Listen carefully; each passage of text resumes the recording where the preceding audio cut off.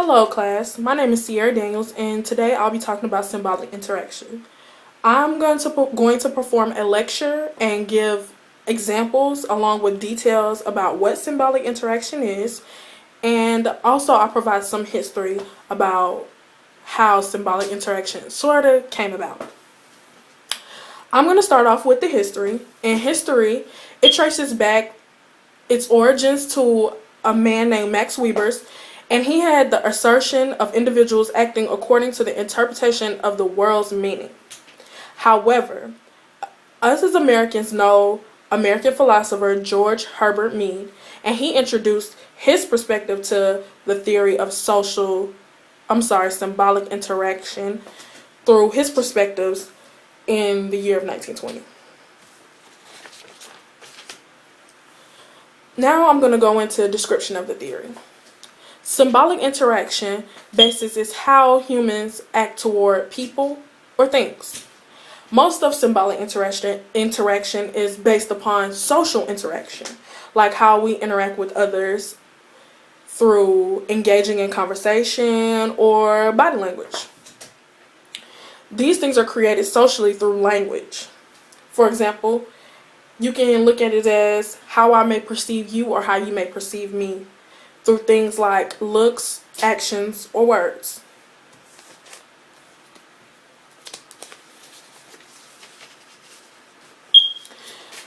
Symbols are what give us the fundamentals of being a human being. We use symbols and we label things, and it's kind of second nature to us because we are human.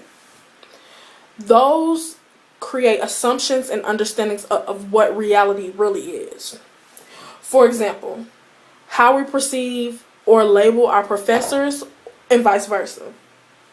One thing I can think of as a student at Columbus State University and encountering different teachers, I can see that some professors are different in their teaching methods. So you might place a label upon a teacher or a professor saying they may be boring. You might say, oh, that professor's a cool professor.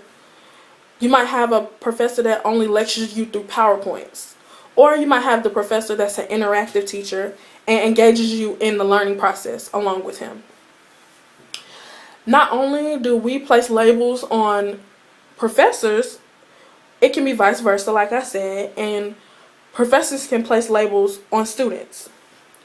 As a professor and student relationship, it's easier for a professor to place a label on a student by your work ethics and how you perform in the classroom.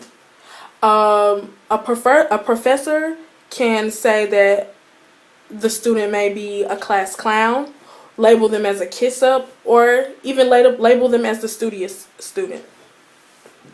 This leads to the 4 meta levels that influence how we interact with each other. The first meta level that we can think of is my perception of you. How do I perceive you? The second meta level we can think of during this relationship process is my perception of what my perception is of you.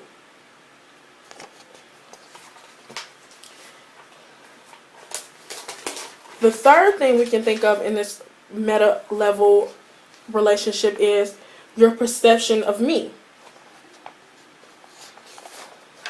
And lastly, the fourth meta level of this relationship would be my perception of what your perception of me is.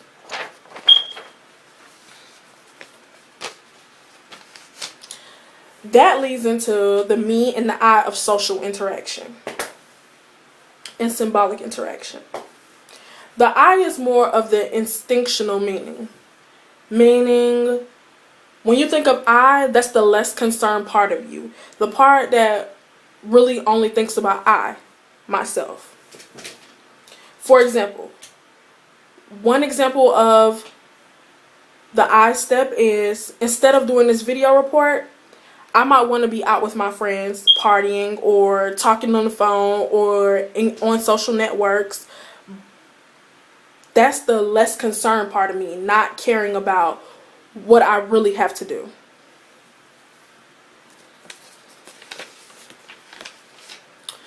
In contrast, it would be the me, or the socially aware aspect of the symbolic interaction phase theory. The me comes through repeated social interactions with others. For example, because I am socially aware and I know certain things and I know what to say and what not to say, I am fully developed in the me aspect of the social interaction theory. For example, I know not to call someone ugly or fat in a public scene or even behind their back, because I don't want to be labeled or have the symbolic interaction phase come from another party and calling me rude. Whereas, on the other end, a 4-year-old will say whatever because he or she's me is not fully developed. They're not fully aware of what it is that they're saying, and their me isn't developed, so they'll just say what comes to mind and without thinking or knowing what to say and knowing that it's wrong. We all, as human beings and as people, have things we might want to say to each other, but we refrain because of what the symbolic consequences will be if we communicate in a certain way.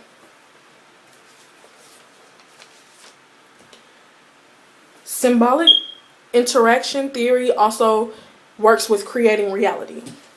Symbolic interaction is a social drama that we constantly negotiate, meaning through the symbolic interaction theory, nothing is ever finished.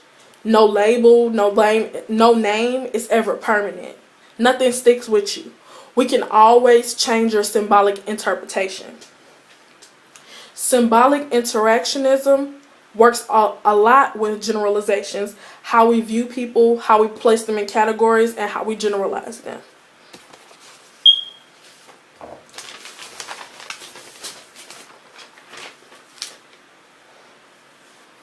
Going through a breakdown, and in conclusion, overall, symbolic interaction wants to help provide meaningful research that helps us interact with people in the better kinds of ways. It also helps us see people in a symbolic way. It's also a clever way to understand the world, and it is a theory that is very popular and gets people talking. The main goal of symbolic interactionism is by understanding symbols, we are able to communicate more efficiently and effectively in many different ways. Again, I hope that I gave several examples of what symbolic interaction is, and I hope that you have a better understanding of what symbolic interaction is. Thank you. Bye.